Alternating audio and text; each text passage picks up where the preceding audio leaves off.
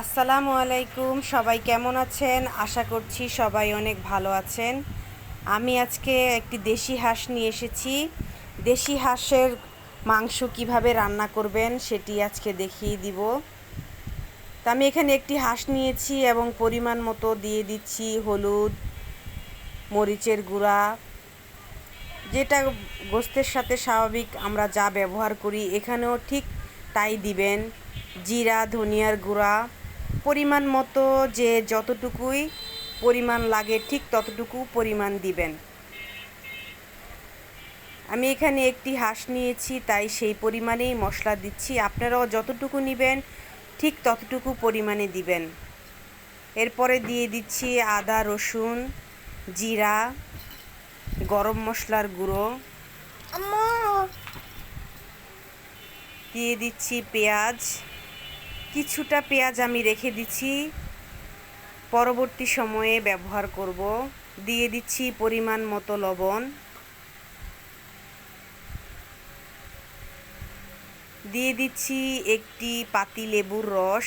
যে কোনো লেবু দিলে চলবে, আপনার হাতের কাছে যে লেবু থাকে সেটার একটু সামান্য পরিমাণে লেবুর রস দিয়ে দিবেন। লেবুর রসটা দিলে হাঁসের থেকে যে একটু হালকা গন্ধ আসে সেটা আর আসবে না। এরপরে দিয়ে দিবেন পরিমাণ মতো তেল। তেল দিয়ে খুব ভালো পরিমাণে খুব ভালোভাবে মেখে নেবেন, যাতে পুরো মশলাগুলো হাঁসের গোস্তের সঙ্গে খুব ভালোভাবে মিশে যায়। আমরা অনেকেই হাঁস পছন্দ করি না গন্ধ, এজন্যই যদি এভাবে করে মশলার পরিমাণ ঠিক রেখে সব কিছু সঠিক নিয়মে করে রান্না করেন, অবশ্যই আমি বলছি গন্ধ লাগবে না, আপনাদের কাছে ভালো লাগবে। দেখুন, খুব ভালোভাবে মশলাগুলো মেখে নিতে হবে। মেখে নিয়ে একটা ঢাকনা দিয়ে আমি ঢেকে দিচ্ছি। কড়াইতে পরিমাণ মতো হালকা একটু তেল দিয়ে দিচ্ছি, দিয়ে দিচ্ছি হালকা কিছু মেথি। মেথি দিলে গ্রানটা একটু অন্যরকম আসে, ভালো লাগবে আপনাদের কাছে। আর সামান্য পরিমাণের পেঁয়াজ কুচি দিয়ে দিলাম। তো আমি যেই হাঁসটাকে রেখে দিয়েছি, পেঁয়াজটা হালকা একটু কালার হয়ে আসলে ঢাকনা দিয়ে ঢেকে রেখে দিয়েছি। এখন সেই হাঁসের গোস্তটা দিয়ে দিলাম ঢেলে ঢেলে খুব ভালোভাবে নাড়াচাড়া করে নিতে হবে। 1 থেকে 2 মিনিট খুব ভালো করে নাড়াচাড়া করে নেবেন, যাতে পুরো মশলাটি গোস্তের সঙ্গে মিশে যায়।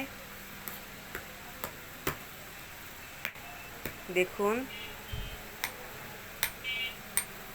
খুব ভালোভাবে ঢেকে দিতে, এবার একটু পরিমাণ পানি দিয়ে দিচ্ছি, মশলাটা একটু রয়ে গেছে। দেখুন,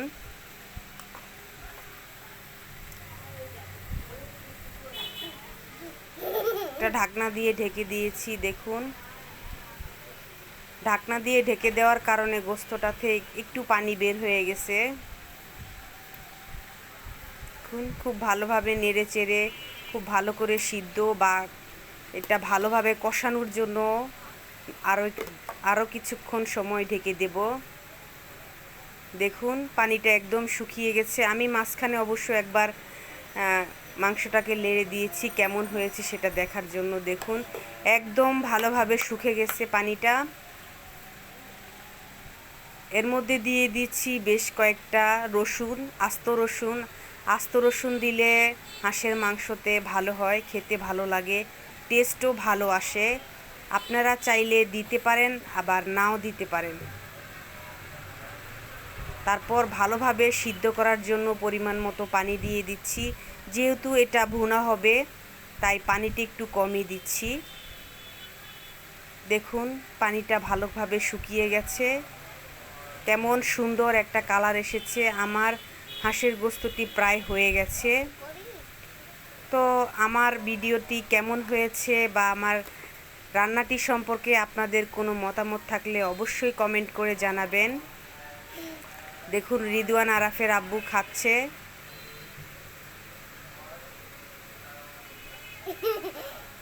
বলেছে অনেক ভালো হয়েছে, মজা লেগেছে।